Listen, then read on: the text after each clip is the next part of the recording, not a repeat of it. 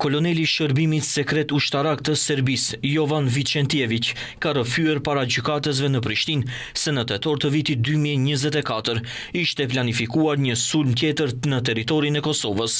Ai nuk ka dhënë detaje për natyrën e operacionit, por ka thënë se plani u ndalua nga Milan Radojčić, i cili është në kërkim ndërkombëtar për sulmin në Banjsk në shtator të vitit 2023, ku mbeti i vrarë Togeri Afrim Bunjaku.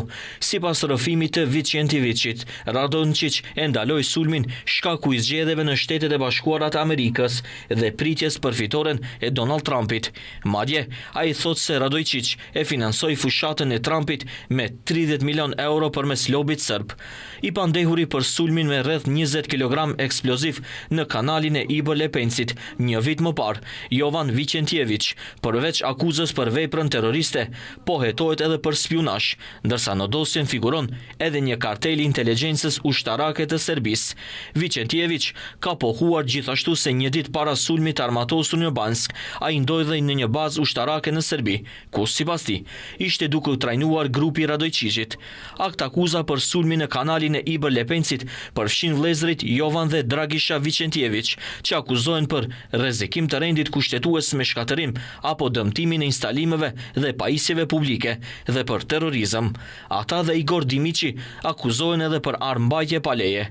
Raporti ekspertimi gjeologjik i FBI-s i 3 nëntorit të këtij viti kishte dalë në përfundim se mostra e dheu të çizmave të sekuestruara në shtëpinë e vëllezërve Jovan dhe Dragisha Vicentjević më datën 30 nëntor të vitit 2024 nuk dallon me monstrat e dheu të marrë në vendin e ngjarjes në fshatin Vrak, te kanali i Iber Lepencit, ku ndodhi sulmi terrorist më 29 nëntor të vitit të kaluar.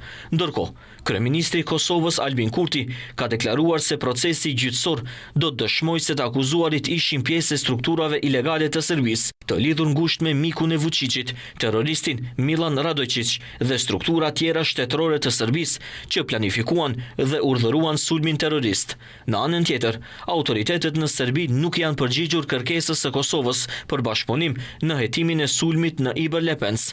Megjithatë, që presidenti i Serbisë pati premtuar në disa raste se do të bashkëpunojë për çështjen edhe me policinë dhe prokurorinë speciale në Kosovë.